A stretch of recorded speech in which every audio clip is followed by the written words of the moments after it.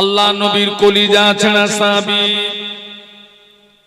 আবু বকর সিদ্দিক রাদিয়াল্লাহু আনহু, যে আবু বকর সম্পর্কে আল্লাহ নবী বলেছিলেন, ও আমার সাহাবীরা, আমি রাসূলুল্লাহ আমার সমস্ত সাহাবীদের ঋণ আমি রাসূলুল্লাহ পরিশোধ করে দিয়েছি। আবু বকরের ঋণ আমি রাসূলুল্লাহ পরিশোধ করতে পারিনি। আবু বকরের ঋণ পরিশোধের দায়িত্ব আমি নবীর পক্ষ থেকে আল্লাহ দায়িত্ব নিয়েছেন। এই ওয়াজ বুঝবে? রাসূল বলছেন, আমার সব সাহাবীদের ঋণ আমি পরিশোধ করে দিয়েছি। কার ঋণ পরিশোধ করতে পারেনি?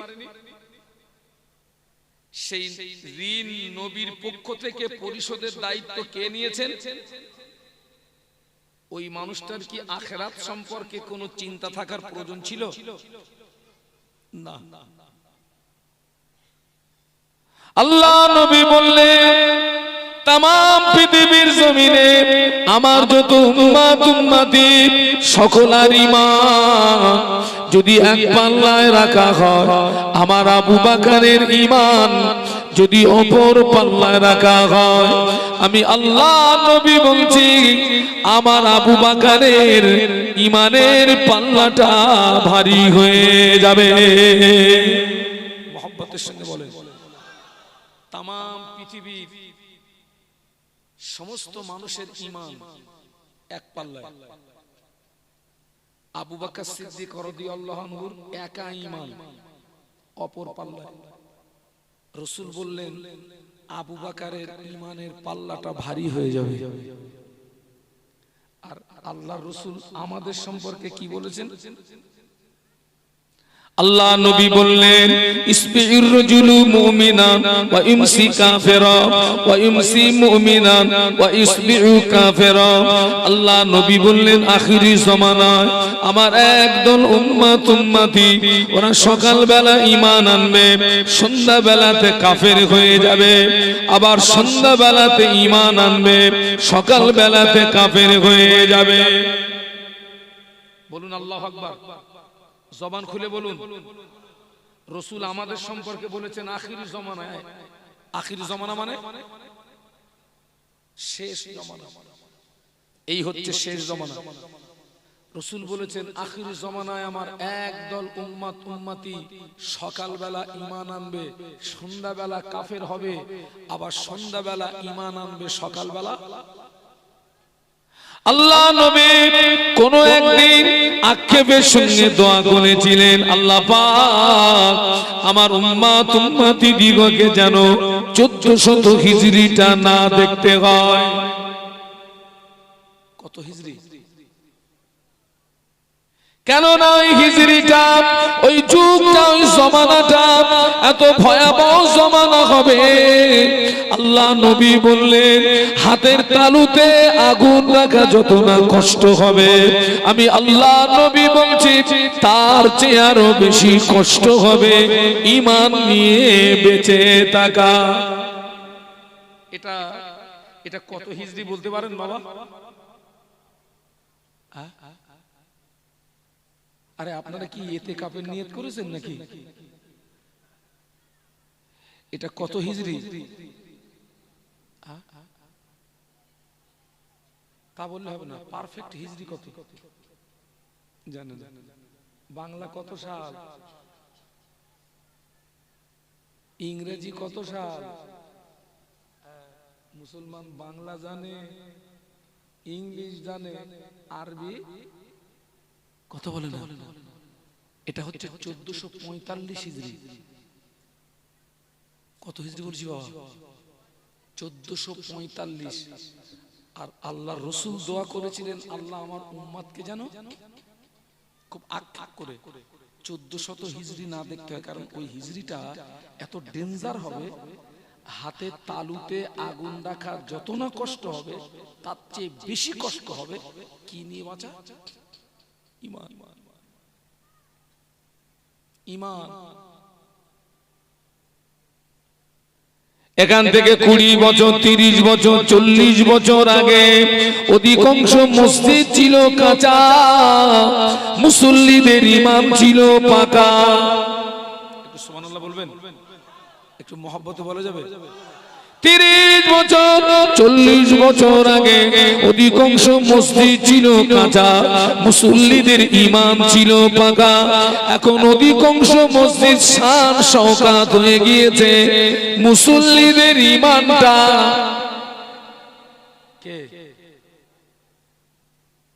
অধিকাংশ মুসল্লিদের ইমান এখন কচুর পাতায় পানি থাকার মতো, টোলো ইমান। কি ইমান? টোলো ইমান।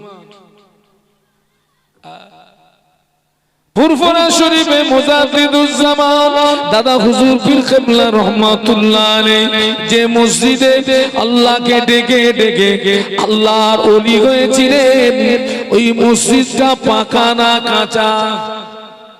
একটু জোরে বলেন। ওই মসজিদে কারা কারা গেছেন একটু হাত তোলেন তো।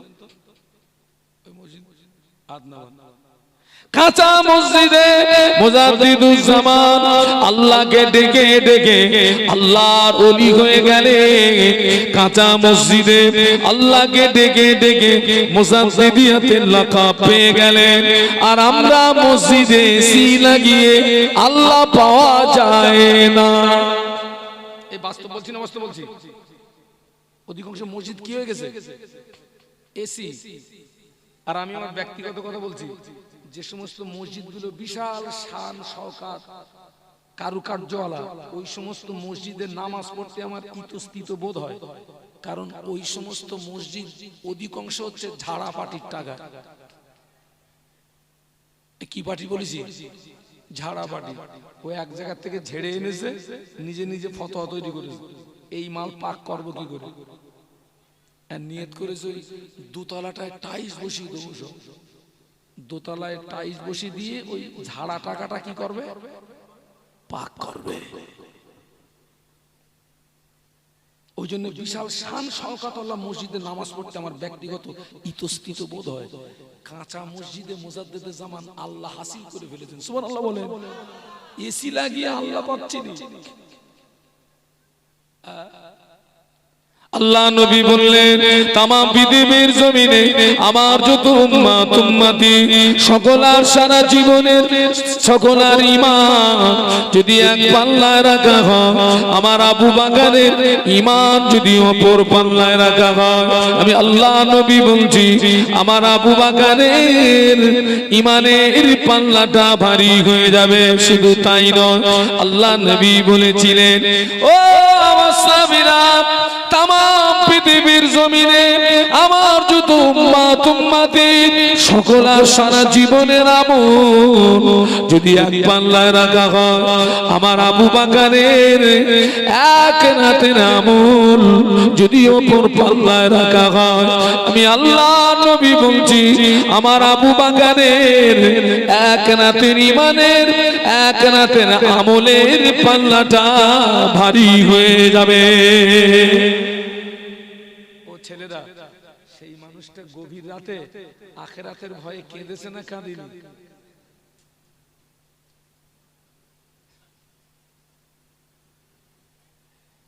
একটু ভাবতে হবে বাবা। সারা জীবন শুধু ওয়াজ শুনলে হবে না বাপ, একটু ভাবো। আল্লাহ রাসূল তার 10 জন জীবিত সাহাবীকে জান্নাতি সার্টিফিকেট দিয়েছিলেন। কতজন? যাদেরকে আশারায়ে মুবাশশারা বলা হয়, ওই 10 জনের ভিতরে নাম্বার 1 কে? কে? ওই 10 জন জীবিত জান্নাতি সাহাবীর ভিতরে নাম্বার 1 হচ্ছেন আবু বকর সিদ্দিক রাদিয়াল্লাহু আনহু। একটু সুবহানাল্লাহ বলা যাবে? যিনি নবী ঘোষিত জান্নাতি সাহাবী, নবী ঘোষিত জান্নাতি সাহাবী। গভীর রাতে কাঁদতেন। কি বলে কাঁদতেন জানেন? আল্লাহ, আমাকে মানুষ না বানিয়ে আমাকে যদি বন জঙ্গলের ঘাস করে পাঠাতেন, অন্তত বনের পশুরা আমাকে খেয়ে ফেলতো। আল্লাহ, মরণের পরে আবু বকরকে আর হিসাবটা দিতে ছেলেরা ছোট্ট ছোট্ট কথা, ছোট্ট ছোট্ট কথা বাড়িতে গিয়ে বালিশে মাথা দিয়ে চিন্তা করবি তো, নবী ঘোষিত জান্নাতি সাহাবী কাঁদতেছেন, আল্লাহ মানুষ না বানিয়ে যদি ঘাস বানাতে, অন্তত মরণের পরে আবু বকরকে আর হিসাব দিতে হতো না। আমার সমাজে অনেক মুসলমান আছে সারা জীবন শোনার পরেও দাঁড়িয়ে দাঁড়িয়ে পেশাব করে পানি নেয় না। এরকম জন্তু আছে না নেই? সারা জীবন শুনেছে দাঁড়িয়ে দাঁড়িয়ে পেশাব করে। অনেক মহিলারা আছে পেশাব করে পানি নেয় না। এই জওয়ান এই যুবক মা বোন, আপনি যদি অপরাধ থেকে তওবা করে যদি ফিরে না আসেন, ওই অবস্থায় যদি মারা যান, কিয়ামত পর্যন্ত তোর কবরের আগুন ঠান্ডা হবে না। এই গ্যারান্টি দিয়ে গেলাম।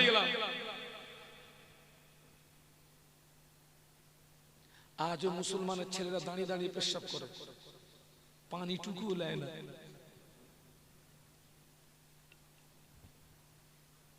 অথচ কবরের আযাব সবচেয়ে বেশি হয় পেশাব থেকে না বাঁচার কারণে।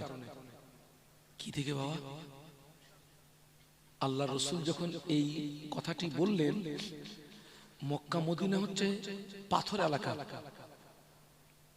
সমতল জায়গায় পেশাব করলে ওই পেশাব উইডোরো হয়ে গায়ে লাগার ভয় থাকে না? থাকে না? থাকে। তাই রাসূল যখন এই কথাটি বললেন, সাহাবীরা কাঠি নিয়ে ঘুরত। কাঠি কেন? পেশাব লাগলে ওই কাঠির মাথা দিয়ে জমিনটাকে খুঁড়িয়ে নিতেন। এই যে খোঁড়া জমিনে পেশাব করলে কিন্তু ওই পেশাব উইডোরো হওয়ার কথা বলে না, ভয় থাকে না।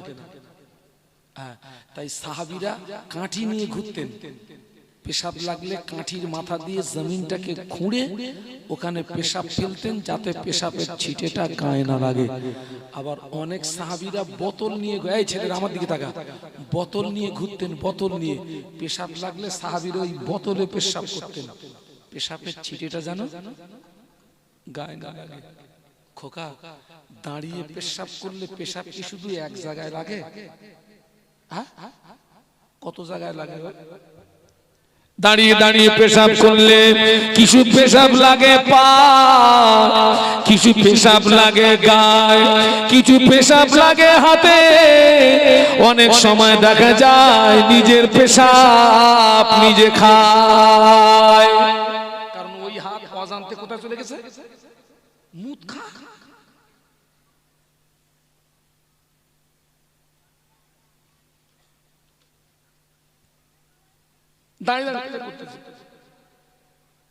সারা জীবন শুনেছে, সারা জীবন শুনেছে, বছরে দুদিনের বেশি নামাজ পড়ে না। কোন নামাজ? আরো জোরে। এখন তো আবার অনেকে বলতেছে হুজুর ঈদের নামাজও পড়ে না। আবার বলছে আমি কি, আমি মুসলিম। আর একদল বলছে হুজুর নামাজ পড়ি আর না পড়ি আমার মন খুব ভালো। ওরে সিটিং বাস, তুই নামাজ পড়িস তোর মন ভালো মানে? আল্লাহ রাসূল বলছেন, মান তারাকা সালাতান মুতাআম্মিদান ফাকাদ কাফা, যে ব্যক্তি ইচ্ছাকৃত নামাজ ছেড়ে দিল ও কুফরি করলো। কি করলো?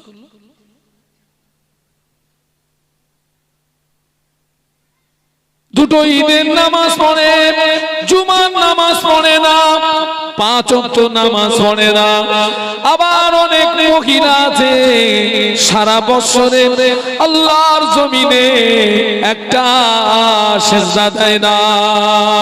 মেয়েদের ঈদের নামাজ নাই, মেয়েদের জুমার নামাজ নাই, মেয়েদের ঈদের নামাজ নাই, মেয়েদের জুমার নামাজ নাই।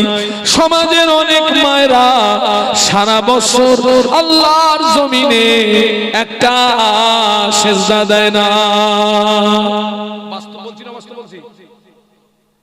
আমার ওয়াজ কিন্তু অনেকে সহ্য করতে পারে না।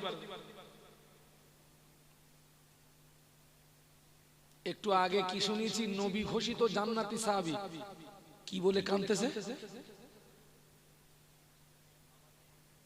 মানুষ না বানিয়ে যদি বন জঙ্গলের ঘাস করে পাঠাতে আল্লাহ, দুনিয়ার জীব জানোয়াররা আমাকে খেয়ে ফেলতো, অন্তত মরণের পরে হিসাবটা দিতে হতো না। আর ও তো দেড়িয়ে মোটা পাটি, ও কি হিসাব দেবে কিয়ামতের ময়দানে?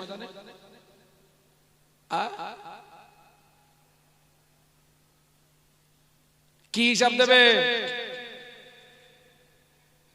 মদিনার মসজিদে নববী শরীফে আযান হয়ে গেল। মদিনার মসজিদে নববীর মুয়াজ্জিন হাফসি বেলাল মদিনার মসজিদে নববীতে যখন আযান দিতেন, হাফসি বেলালের আযানের আওয়াজ আল্লাহ পাকের আরশ মুআল্লাতে পৌঁছে যেত। যদি বলতে পারলেন না, ছেলের একটু মহব্বতে বলা যায় না? তাকবীর দাও তো, নারায়ে তাকবীর। আয় জোরে বলো তো, নারায়ে তাকবীর। আয় ছেলেরা, বিশ্বনবীর জন্ম এবং ওফাত ওই মাসটার নাম কি?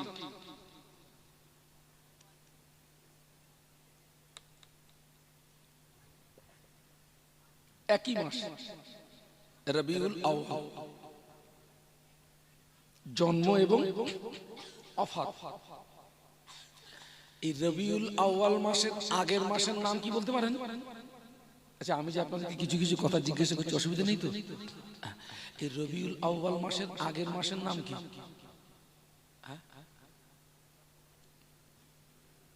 সফর মাস। ছেলেরা কিন্তু বলতে পারলো না, বললো কে? ইউটিউবার। এরা কিন্তু ওয়াজের কিন্তু হাফেজ বলে, এরা এসব হচ্ছে ওয়াজের হাফেজ। সফর মাস, ওই সফর মাসের 20 তারিখের পরে রাসূলুল্লাহ অসুস্থ হয়েছে। আর ওই অসুস্থতার পিরিয়ড চলতে চলতে চলতে চলতে 12 রবিউল আউয়ালে এসে রাসূলুল্লাহর ইন্তেকাল হচ্ছে। ওই অসুস্থতার পিরিয়ডে মসজিদে আযান হয়ে গেছে। আযান দিয়েছেন হাফসি বেলাল। হাফসি বেলালের আযানের আওয়াজ আল্লাহ পাকের আরশ মুআল্লায় পৌঁছে যেত। বলুন সুবহানাল্লাহ। আযান হয়ে গেছে, সব সাহাবীরা মসজিদে চলে এসেছে। সব সাহাবী, টোটাল সাহাবী। রাসূলুল্লাহ আসেননি, তিনি খুব অসুস্থ, খুব দুর্বল। সাহাবীরা এসেছেন, বিশ্বনবী আসেননি। সাহাবীরা এসেছেন ঠিকই, কিন্তু নামাজ শুরু করতে পারছেন না, কারণ নবীর অবর্তমানে ইমামতির জায়গায় দাঁড়াবে কে? নবীর অনুমতি ছাড়া কোন সাহাবী ইমামতির জায়গায় দাঁড়াতে পারবে? একে আমরা বাবা একজন যোগ্য আলেমকে বলছি, হুজুর মাগরিবের নামাজের ইমামতিটা করে দেন হুজুর। যোগ্য আলেমটা বলতে ইতস্তিত বোধ করছেন, যেতে চাচ্ছে না ইমামতির জায়গায়। পিছনের কাতারে ছোট হুজুর লাপাচ্ছে, ইমামতি করবে। বড় হুজুর যেতে চাচ্ছেন না, ছোট হুজুর লাপাচ্ছে। সাহাবীরা এসেছেন, রাসূলুল্লাহ আসেন। 10 মিনিট, 20 মিনিট, আধা ঘন্টা ইন্তজার করলেন। হাফসি বেলাল রাদিয়াল্লাহু তাআলা আনহু আল্লাহ নবীর হুজরা শরীফের ভিতরে চলে গেলেন। আল্লাহ নবীর হুজরা শরীফের ভিতরে গিয়ে আল্লাহ নবীকে সালাম দিয়ে বললেন, ইয়া রাসূলুল্লাহ, হাবিবাল্লাহ, মানুষেরা নামাজের জন্য ইন্তজার করছে, মানুষেরা নামাজের জন্য অপেক্ষা করছে। আল্লাহ নবী বললেন, বাবা বেলাল চলে যাও, মুর আবা বকরিন ফালিউসাল্লি বিন-নাস, আমার আবু বকরকে গিয়ে বলো আমার আবু বকর যেন মানুষের নামাজটাকে পড়িয়ে দেয়। আমি অসুস্থ বাবা, আমি যেতে পারছি না, যাও আমার আবু বকরকে গিয়ে বলো আবু বকর যেন নামাজটা পড়িয়ে দেয়। কথাটা শুনতে পেয়েছেন আম্মা আয়েশা সিদ্দিকা রাদিয়াল্লাহু আনহা, যিনি হচ্ছেন বিশ্বনবীর ছোট স্ত্রী, আমাদের ছোট আম্মা আবু বকর সিদ্দিক রাদিয়াল্লাহু আনহু কি মেয়ে। আমাদের আম্মা জান আয়েশা সিদ্দিকা রাদিয়াল্লাহু তাআলা আনহা আল্লাহর নবী নূরের বদনের দিকে চেয়ে বলেছিলেন, ইয়া রাসূলুল্লাহ হাবিবাল্লাহ, হুজুর আপনি আমার আব্বা জানকে ইমামতির জায়গায় দাঁড় করাবেন না। আমার আব্বা জান নরম দিনের মানুষ, আমার আব্বাকে ইমামতির জায়গায় দাঁড় করালে আমার আব্বা জান আপনাকে না পেয়ে কেঁদে ফেলবে, আমার আব্বা জান আপনাকে না পেয়ে রোনাজারি করবে। হুজুর এই দায়িত্বটা আপনার অন্য কোন সাহসী সাহাবীকে দিন। আল্লাহ নবী আবার বললেন, মুর আবা বকরিন ফালিউসাল্লি বিন নাস, আমার আবু বকরকে গিয়ে বলো আমার আবু বকর যেন মানুষের নামাজটাকে পড়িয়ে দেয়। আল্লাহ নবীর অনুমতিতে আবু বকর হুজুরের ইমামতিতে মদিনার মসজিদে নববী শরীফে নামাজ শুরু হলো। যখনই নামাজ শুরু হলো আল্লাহ নবী ঘরের ভিতরে থাকতে পারেন না। আল্লাহ নবী অস্থির হয়ে পড়েছেন, আল্লাহ নবী ব্যাকুল হয়ে পড়েছেন। আল্লাহ নবী আলীকে ডাকলেন, আল্লাহ নবী আব্বাসকে ডাকলেন, ও আলী, ও আমার হুজরাতে আসো। দুইজন সাহাবী আল্লাহ নবীর হুজরা শরীফের ভিতরে আসলেন। আল্লাহ নবী দুই সাহাবীর কাঁধের উপরে ভর করে আল্লাহ নবী মসজিদে আসছিলেন। আল্লাহ নবী এত দুর্বল, সাহাবীদের কাঁধের উপরে ভর করার পরেও আল্লাহ নবীর কাদাম মোবারক দুটো জমিনে খেসড়িয়ে যাচ্ছিল। আল্লাহ নবীর কাদাম মোবারক দুটো জমিনে খেসড়িয়ে যাচ্ছিল। ওই অবস্থায় রাসূলুল্লাহ মসজিদে আসলেন। সাহাবীরা নামাজের ভিতরে আল্লাহ নবীকে দেখতে পেয়ে কোন সাহাবী সুবহানাল্লাহ পড়লেন, কোন সাহাবী আলহামদুলিল্লাহ পড়লেন, কোন সাহাবী আল্লাহু আকবার পড়লেন। আবু বকর সিদ্দিক রাদিয়াল্লাহু আনহু বুঝতে পেরেছেন আল্লাহ নবী মসজিদে চলে এসেছেন। ও আমার মায়েরা, সাহাবীরা আল্লাহ নবীকে আগিয়ে দিলেন। আবু বকর হুজুর ইমামতির জায়গা থেকে পিছিয়ে আসলেন। আল্লাহ নবী অসুস্থ শরীরে শুধু নামাজ পড়েন না, আল্লাহ নবী মদিনার মসজিদে নববী শরীফে বসে বসে বসে বসে সাহাবীদেরকে নিয়ে নামাজের ইমামতি করেছিলেন। যদি বলতে পারলেন না এই ওয়াজ বাবা বুঝবি বাবা, নবী অসুস্থ বলে একজনকে ইমাম নিযুক্ত করেছেন না, সেই ইমামের ইমামতিতে নামাজ শুরু হয়েছে। নবী ঘরে থাকতে পেরেছেন। আমরা নবীর ভালোবাসি তো। এখন যদি বলি যে কারা কারা নবীর ভালোবাসেন হাত তোলেন, হাত কি একটা বাদ যাবে না? হাত তুলে নবীর ভালোবাসা প্রমাণ করানোটা সহজ, প্র্যাকটিক্যালে দেখানোটা। নবীর ওই আদর্শের সঙ্গে আমার আদর্শের মিল থাকার দরকার ছিল না, ছিল না? তিনি অসুস্থ শরীরে সাহাবীদের কাঁধের উপরে ভর করে বসে বসে নামাজের ইমামতি করলেন। আর আমি নবীর উম্মত, বছরে 2 দিনের বেশি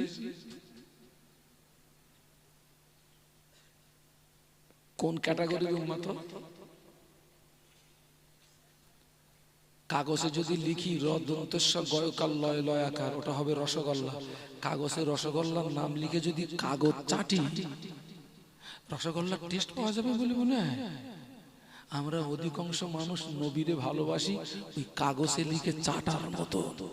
চাটতেছো, প্র্যাকটিক্যালে পাওনি। নামাজ নেই, কালাম নেই, ঢন্ডন ঢন্ডন ঢন্ডন ঢন্ডন। আবার বলতেছে হুজুর নামাজ পড়ি না পড়ি, এই আপনাদেরকে ভালোবাসি হুজুর, আল্লাহ চাইলে ওই ওসিলায় পার।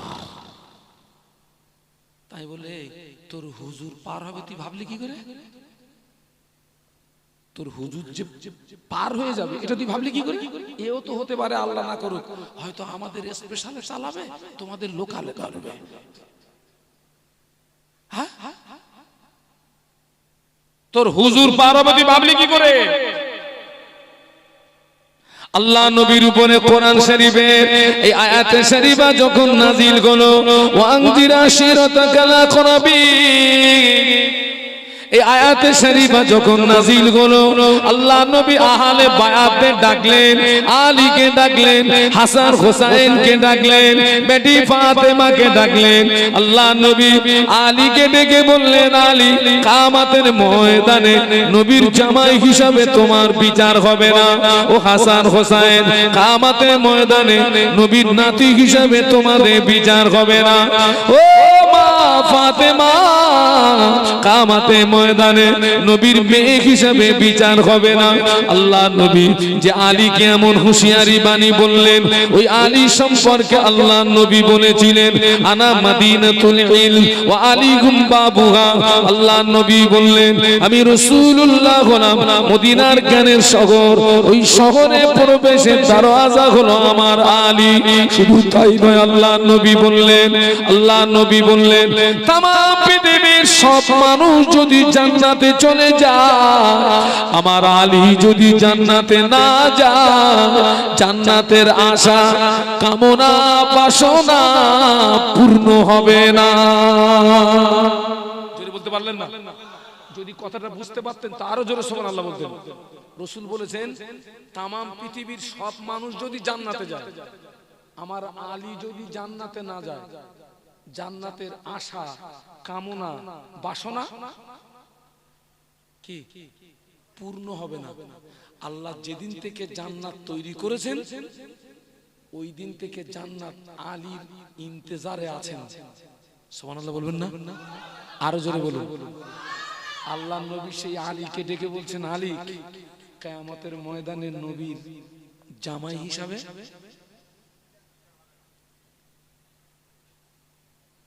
অনেক ক্ষেত্রে দেখা যায় হুজুরদের স্ত্রীর কিন্তু একটা জ্ঞান থাকে, বলে আমি হুজুরের স্ত্রী। অনেক ক্ষেত্রে দেখা যায় মন্ত্রী যারা, এমএলএ যারা, এমপি যারা, তাদেরও স্ত্রীর একটা থাকে। রাসূল বললেন, নবীর জামাই হিসাবে বিচার হবে না। কিসে বিচার হবে? আমলে। যে হাসান হোসেনকে নবী এত হুঁশিয়ারি বাণী বললেন, আল্লাহ নবী ওই হাসান হোসেন সম্পর্কে বললেন, ও আমার সাহাবীরা, আমি রাসূলুল্লাহ জানিয়ে দিলাম, তাম পৃথিবীর জমিনে যত যুবক যারা জান্নাতি হবে, আমার হাসান হোসেন হবে জান্নাতে যুবকদেরই সরদার। একটু মহব্বতে বলা যায় না? তাম পৃথিবীর যত যুবক যারা জান্নাতি হবে, হাসান হোসেন রাদিয়াল্লাহু আনহুমা হবেন জান্নাতের টোটাল যুবকদের। একটু সুবহানাল্লাহ। আল্লাহ নবী যে ফাতেমাকে হুঁশিয়ারি বাণী দিলেন, আল্লাহ নবী বেটি ফাতেমা সম্পর্কে বললেন, ও আমার সাহাবীরা, তাম পৃথিবীর জমিনে যত নারী যারা জান্নাতি হবে, আমার ফাতেমা হবে জান্নাতে নারীদেরই সরদারিনী। ও মায়েরা, বোনেরা, হযরত ফাতেমা জীবনী খুলে দেখা যায়, নবীর কন্যা ফাতেমার জীবনে কোনদিন তাহাজ্জুদের নামাজ কাজা ছিল না। একটু সুবহানাল্লাহ বলা যায় না? এই ছেলেরা জোরে বলা যায় না? কোন নামাজ কাজা নেই? আমার গা ফাতেমা গা যদি আমল দূরবীন দিয়ে দেখায়, দূরবীন ফরজ নামাজ পাবে। কোন নামাজ? যার জীবনে তাহাজ্জুদের নামাজ কাজা নেই, তার জীবনে কোন ফরজ নামাজ কাজা আছে বিশ্বাস হবে?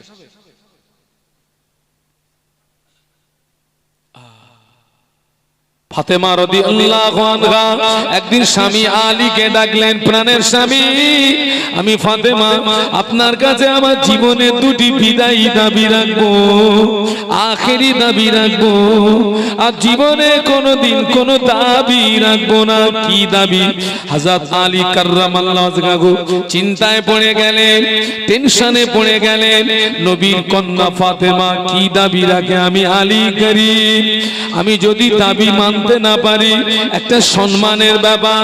ও ফাতেমা কি দাবি বলো না?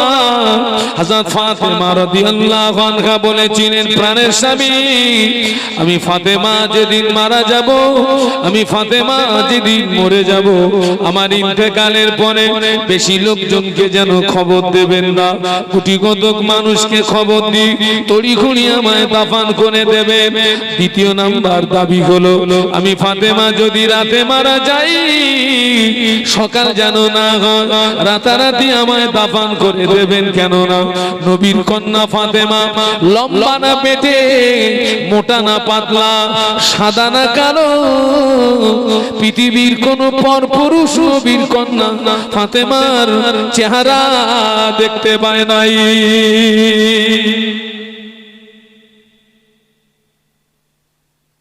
আর বর্তমানে আমাদের এই যুগের ফাতেমা যারা, চারটে জায়গা এখন আমাদের ফাতেমাদের দখলে চলে গেছে। কটা জায়গা বলেছি?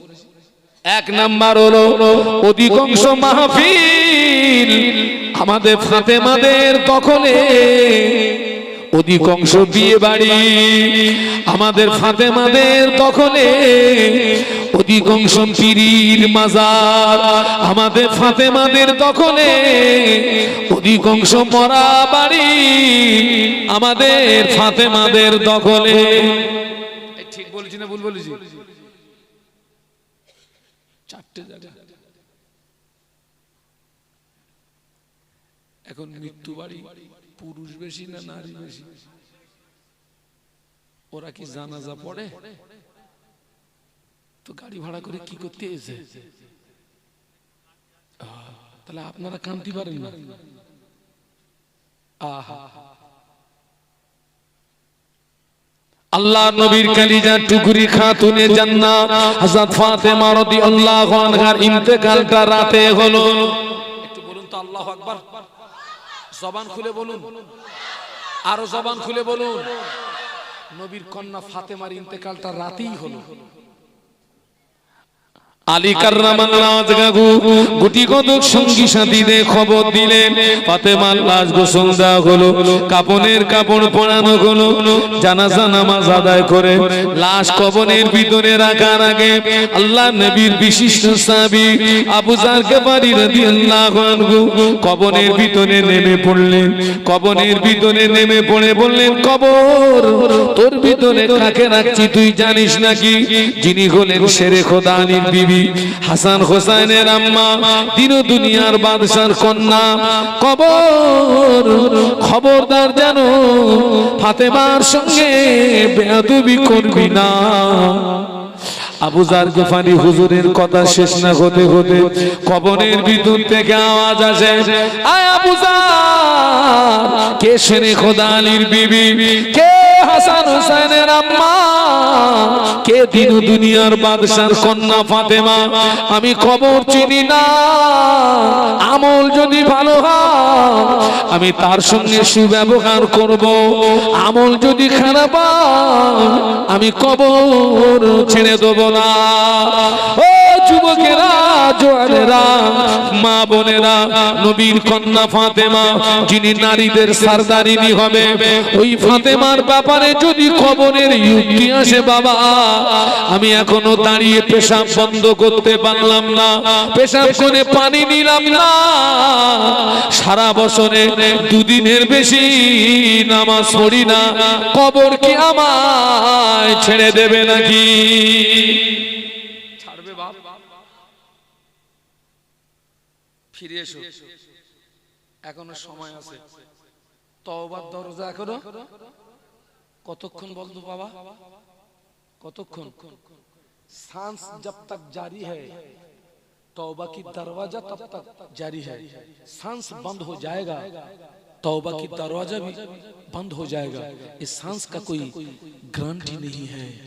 निश्वास যতক্ষণ জারি, নিঃশ্বাস জারি যতক্ষণ, তওবার দরজা খোলা ততক্ষণ নিঃশ্বাসের কোনো গ্যারান্টি নেই। ফিরে এসো। আমি কি আপনাদের উপকার করছি না ক্ষতি করছি? উপকার করছি। ফিরে এসো বাবা। মায়েরা, আমি এই এলাকার মায়েদের খবর জানিনি, তবে আমার দৃষ্টিতে অধিকাংশ মায়েরা নামাজ পড়ে না, অধিকাংশ মায়েরা নামাজ পড়ে না।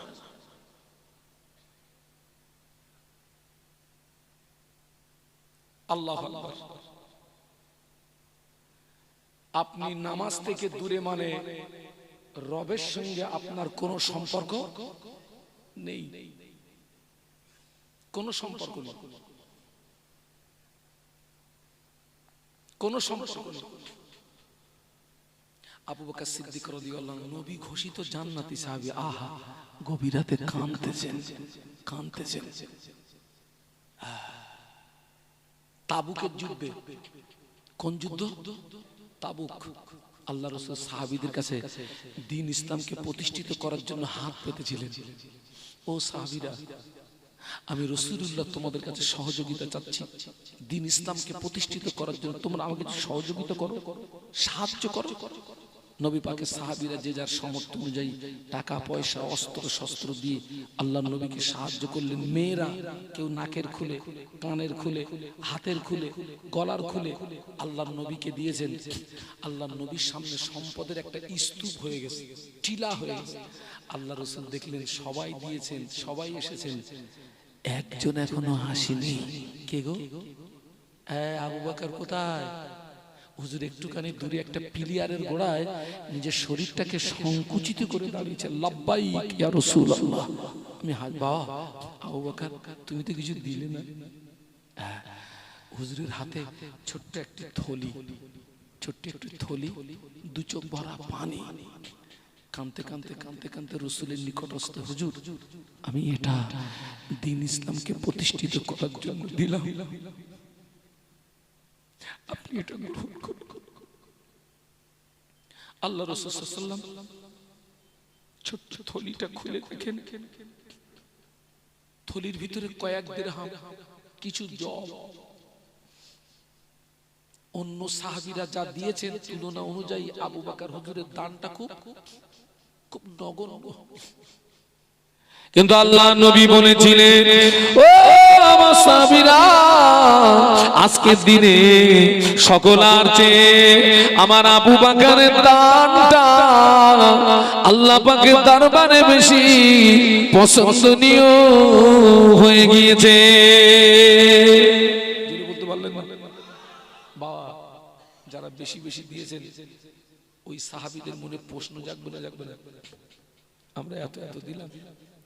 আল্লাহ নবী ওমরকে ডাকলেন, আল্লাহ নবী আলীকে ডাকলেন, আল্লাহ নবী উসমান গনি রিদওয়ানুল্লাহ তাআলা আলাইহি মাজমাইনদের ডেকে বললেন, ও বাবা আলী, বাবা উসমান, তোমরা আমাকে কতটা দিয়েছো, বাড়িতে কতটা রেখে এসছো? ইয়া রাসূলুল্লাহ, আপনাকে অর্ধেকটা দিয়েছি, অর্ধেকটা বাড়িতে রেখে এসেছি। আল্লাহ নবী বললেন, ও আবু বকর, তুমি আমাকে কতটা দিয়েছো, বাড়িতে কতটা রেখে এসছো? আবু বকর সিদ্দিক রাদিয়াল্লাহু আনহু আল্লাহ নবীর নূরের বদনের দিকে চেয়ে টুকরিয়ে কেঁদে উঠে বললেন, ইয়া রাসূলুল্লাহ, হাবিবাল্লাহ, বাড়িতে আমার সম্পদ হিসাবে যা কিছু ছিল আপনার কদমে বিলিয়ে দিয়েছি, বাড়িতে আমার আল্লাহ আল্লাহর রাসূলকে রেখে এসেছি। সেই মানুষটা কাঁদতেছে, এই বাড়িকে ভাববি, বাড়িকে ভাববি, বালিশে মাথায় দিয়ে। সেই মানুষটা কাঁদতেছে গভীর রাতে। নবী ঘোষিত জান্নাতি সাহাবী,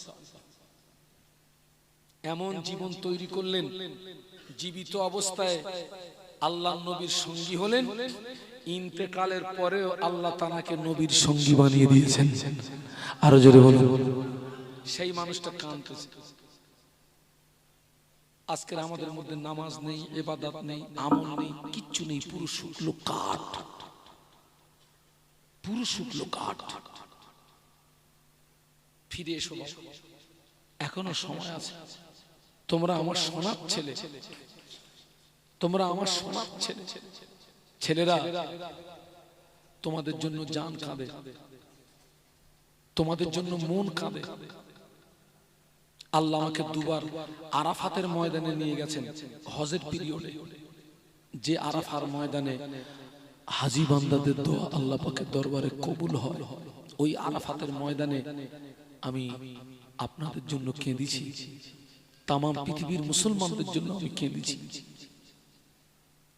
আপনাদের সঙ্গে আমার ব্লাডের কোনো কানেকশন নেই, আত্মীয়তার কোনো সম্পর্ক নেই, কিন্তু এখানে নারী পুরুষ যত মানুষ আছেন প্রত্যেকের সঙ্গে আমার একটা জায়গায় ডিপলি সম্পর্ক।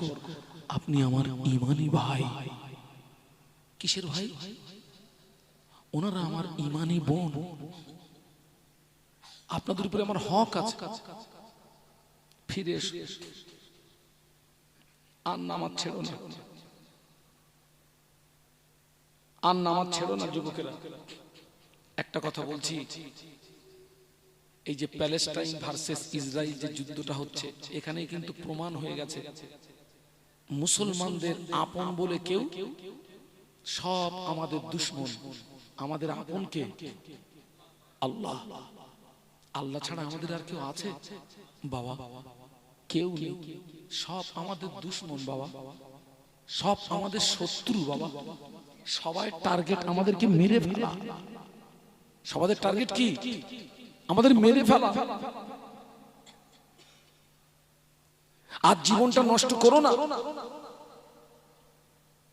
জীবনটা নষ্ট করো না।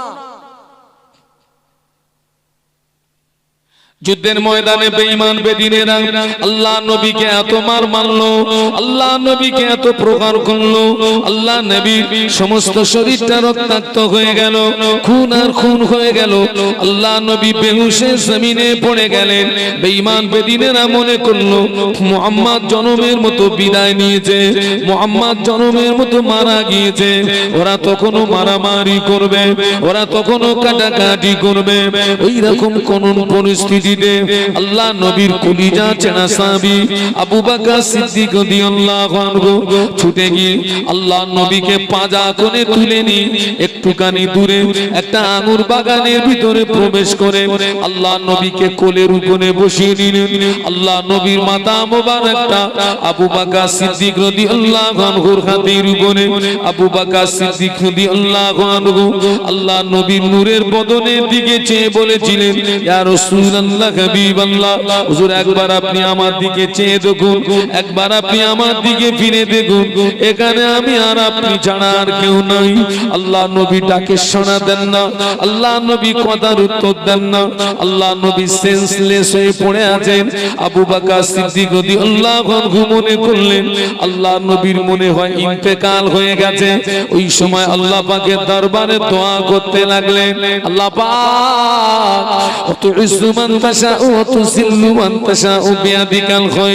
ইজ্জত এবং সম্মানের মালিক আপনার হাতে। আল্লাহ তুলিজুল লাইলা ফিন নাহারি ওয়া তুলিজুল নাহারা ফিল লাইল। আল্লাহ আপনি রাতের ভিতর থেকে দিন কেটে নেবার করেন, দিনের ভিতর থেকে রাত কেটে নেবার করেন। ইন্নাল্লাহা ইউহয়ি ওয়া ইউমীত।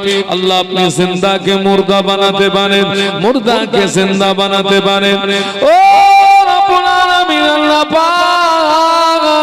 এত ক্ষমতার মালিক যেখানে আপনার কাছে। আল্লাহ আমি আবু বকরের চাওয়া যদি অপরাধ হয়, আমি আবু বকরের বলা যদি অপরাধ হয়, আমি আবু বকর সহ্য করতে পারি না। আল্লাহ আমি আবু বকর দোয়া করি আপনি আমাকে মেরে দিয়ে, আমাকে মেরে দিয়ে আমার জানের বিনিময়ে আপনার নবীকে পুনর্জীবন নসিব করুন। জোরে বলতে পারলেন? মোহাব্বতে বলতে পারলেন? আমি মরে যাই। কে বলছেন? আমার জানের বিনিময়ে নবীকে বাঁচাও। হুজুর কাঁদছিলেন, হুজুরের দুফোঁটা চোখের গরম পানি আল্লাহ নবী নূরের বদনে যেই পড়ে গেছে, আল্লাহ নবী হুঁশ ফিরে পেলেন। সুবহানাল্লাহ। আবু বকরের দিকে চেয়ে চেয়ে চেয়ে চেয়ে দেখতেছেন। আবু বকর সিদ্দিক রাদিয়াল্লাহু আনহু আল্লাহর নবীর পেশানিতে একটা চুমা দিলেন, দিয়ে বলছে, হুজুর আপনার কষ্ট হচ্ছে? আল্লাহ নবী, আবু বকর কষ্ট হচ্ছে কিনা পরে বলবো, জানো সূর্য কি অস্তমিত গেছে? আমার আসরের নামাজটা পড়া হয়নি আবু বকর। হুজুর সূর্য ডুবে যাবার পূর্ব মুহূর্ত আর কিছু সময় পরে সূর্য ডুবে যাবে। আল্লাহ নবী বললেন, আবু বকর আমার হাত দুটো ধরে দাঁড় করিয়ে দাও না, আমি নামাজ পড়ে নি। না ইয়া রাসূলুল্লাহ, আপনার সমস্ত শরীরটা রক্তাক্ত, খুন আর খুন। হুজুর আপনাকে এখন নামাজ পড়তে হবে না, আপনি এখন একটু বিশ্রাম করুন, মাগরিবের নামাজের পরে নেই নামাজটা কাজা পড়ে দেবেন। আল্লাহ নবী বললেন না। ও আবু বকর, একদিকে বেঈমানেরা আমাকে পাথর দিয়ে মেরেছে বাবা। ও আবু বকর, পাথরের আঘাতে সমস্ত শরীরটা জ্বালা যন্ত্রণা করে। অপরদিকে যদি আমি নামাজ ছেড়ে দিই, আমার রুহের যন্ত্রণা বেড়ে যাবে, আমার রুহের কষ্ট বেড়ে যাবে। ও আবু বকর, পাথরের আঘাতের যন্ত্রণা সহ্য করতে পারছি, নামাজ ছেড়ে দিই, রুহের যন্ত্রণা সহ্য করতে পারবো না। ও বাবা আবু বকর, হাত দুটো ধরে দাঁড় করিয়ে দাও, আমি নামাজটা আদায় করে নিই। আবু বকর সিদ্দিক রাদিয়াল্লাহু আনহু আল্লাহ নবীর হাত দুটো ধরে দাঁড় করিয়ে দিলেন। আল্লাহ নবী ওই পরিস্থিতিতে আসরের নামাজ আদায় করেছিলেন। তুমি আমার নবীর উম্মত, তুমি আমার নবীর উম্মত, ফিরে এসো, তুমি আমার নবীর উম্মত। মায়েরা আপনার একটু ভালো হন, আপনার একটু পরিবর্তন হন, মা আপনার একটু নামাজি হন, আপনার একটু পর্দানশীনী হন,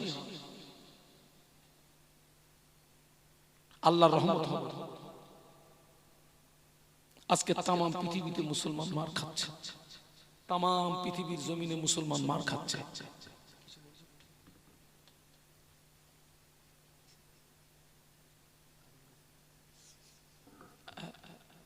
তাম পৃথিবীতে মুসলমানরা মার খাচ্ছে। আমার সোনার ছেলেরা, আমরা সকলে একটু পরিবর্তন হই, ভালো হয়। আপনি অন্যায় করে ফেলেছেন, হ্যাঁ, আপনি নামাজ কাজা করে ফেলেছেন, আপনি রোজা ছেড়ে অন্যায় করেছেন, খালেস অন্তরে তওবা করুন, বিশুদ্ধ অন্তরে। আল্লাহ পাক একদিকে বান্দাকে জাহান্নামের ভয় দেখিয়েছেন, অপরদিকে আমার আল্লাহ বান্দাকে জান্নাতের আশা রাখতে বলেছেন। সুবহানাল্লাহ বলবেন না? ও ছেলেরা, এই আমার দিকে তাকাও, আমার দিকে তাকাও। বাবা, গভীর রাত, আব্বা ঘুমিয়ে পড়েছে, মা ঘুমিয়ে পড়েছে, বিবি ঘুমিয়ে পড়েছে, ছেলে ঘুমিয়ে পড়েছে, মেয়ে ঘুমিয়ে পড়েছে। সবাইকে আড়াল করো, গোপনে গোপনে ওঠো, উজু করো, নামাজের পাটিটা বিছিয়ে বসে যাও, সূরা ফাতিহা পড়ো, সূরা ইখলাস পড়ো, দরুদ শরীফ পড়ো, হাত দুটো তোলো, কেউ যেন না জানে, নিরালা নির্জনে হাত দুটো তোলো, চোখ দুটো বন্ধ করো। ওই বিগত জীবনের গুনার কথা মনে করো। বাবা, চোখ দুটো বন্ধ করে বিগত জীবনের দিকে তাকালে গুনার কথাগুলো মনে পড়ে না? পড়ে না? গুনার কথা মনে করো, আল্লাহকে ভয় করো, জাহান্নামকে স্মরণ করো, দেখবে তোমার অজান্তেই চোখ দিয়ে দর করে পানি চলে আসবে। ও ছেলেরা, একদিন একটু করে দেখো, কেউ যেন না জানে, গভীর রাত, নিরালা নির্জনে। আল্লাহ অন্যায় করে মাফ করে দেন, আপনার অজান্তে চোখ দিয়ে দর করে পানি আসবে। আপনি যে গভীর রাতে কাঁদছেন, ওই দৃশ্যটা আমার আল্লাহ দেখে না? দেখে না? আমাদের আল্লাহ কি ঘুমায়? না না, লা তাখুযুহু সিনাতুন ওয়ালা নাওম। আমাদের রব ঘুম থেকে পবিত্র, বলুন সুবহানাল্লাহ। আল্লাহ পাক ওই সময় ফেরেশতাদের ডাকেন, ও ফেরেশতারা, এই যাও তো, এই জায়গাটার নাম, যাও তো, ওই সোনাটিকারিতে আমার একদল বান্দারা এই গভীর রাতে কাঁদতেছে কেন? যাও তো একটু শুনে এসো তো, কাঁদতেছে কেন? আল্লাহ জানে, কিন্তু ফেরেশতাদের জবান থেকে শুনতে বড় ভালো লাগে। যাও, ফেরেশতারা হাজির।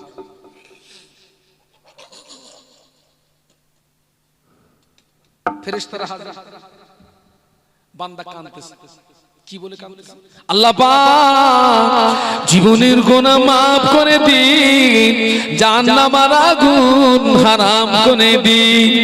আল্লাহ পাক জীবনের গুনাহ মাফ করে দিন, জাহান্নামের আগুন হারাম করে দিন। ও আমার মারা ফেরেশতারা আল্লাহ পাকের দরবারে চলে যান। ও রব্বুল আলামিন, আল্লাহ পাক আপনার বান্দা গুনাহ থেকে মাফি চায়, আপনার বান্দা জাহান্নাম থেকে মুক্তি চায়, আপনার বান্দা গুনাহ থেকে মাফি চায়, আপনার বান্দা জাহান্নাম থেকে মুক্তি চায়। আল্লাহ পাক বলেন, ও আমার ফেরেশতারা, আমার বান্দা কি আমাকে দেখেছে নাকি? না আল্লাহ, আপনার বান্দা আপনাকে দেখে না। আল্লাহ বলে, ফেরেশতারা আমার বান্দা আমাকে না দেখে, আমার বান্দা যদি এতই রোনাজারি করে, আমার বান্দা যদি এতই কান্নাকাটি করে, আমার বান্দা যদি একবার আমাকে দেখতো, কতই না রোনাজারি করতো, কতই না কান্নাকাটি করতো। মালাইকারা তোমরা সাক্ষী হয়ে যাও, আমি আল্লাহ পাক আমার ওই সমস্ত রোনাজারি করা বান্দা বান্দীদের জন্য আমি আল্লাহ পাক ওদের জীবনের গুনাহগুলো মাফ করে দিলাম। জোরে বলতে পারলেন না? মহব্বতে বলতে পারলেন না? ও আমার ফেরেশতারা আমার বান্দা কি আমার আযাবে জাহান্নাম দেখেছে নাকি? না আল্লাহ, আপনার বান্দা আপনার আযাবে জাহান্নাম দেখে না। আল্লাহ বলে, ফেরেশতারা আমার বান্দা আমার আযাবে জাহান্নাম না দেখে, আমার বান্দা যদি এতই রোনাজারি করে, আমার বান্দা যদি এতই কান্নাকাটি করে, আমার বান্দা যদি একবার আমার আযাবে জাহান্নামকে দেখতো, কতই না রোনাজারি করতো, কতই না কান্নাকাটি করতো। ও আমার মালাইকারা তোরা সাক্ষী হয়ে যা, আমি আল্লাহ পাক আমার ওই সমস্ত রোনাজারি করা বান্দা বান্দীদের জন্য আমার আযাবে জাহান্নাম হারাম করে দিলাম।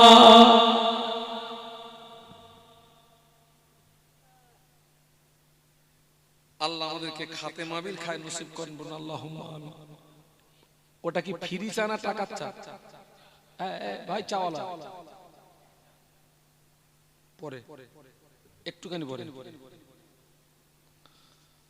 বাবা সোনার ছেলেরা মায়েরা আল্লাহর কাছে তওবা করি। আল্লাহ আমাদেরকে শিখিয়েছেন, বান্দা তুই অন্যায় করেছিস, অপরাধ করেছিস, গুনাহ করেছিস, আমার কাছে এভাবে দোয়া করবি, আল্লাহুম্মা গফির লানা, হে আল্লাহ তুমি আমাকে ক্ষমা করো। বলুন সুবহানাল্লাহ, বলুন সুবহানাল্লাহ। ছেলেরা এই যে আজকের মাহফিল হচ্ছে, এই যে আমরা সব এসেছি, আপনারা সব এসেছেন, আপনারা খুশি না বেজার? একটু জোরে জোরে বলেন। আলহামদুলিল্লাহ, সুন্দর একটা পরিবেশ। আগামী বছর এই মাহফিল হবে না হবে না? একটু ইনশাআল্লাহ বলেন, জবান খুলে বলেন। হ্যাঁ ইনশাআল্লাহ, শুধু ইনশাআল্লাহ বলে হবে না। আগামী বছর এই মাহফিল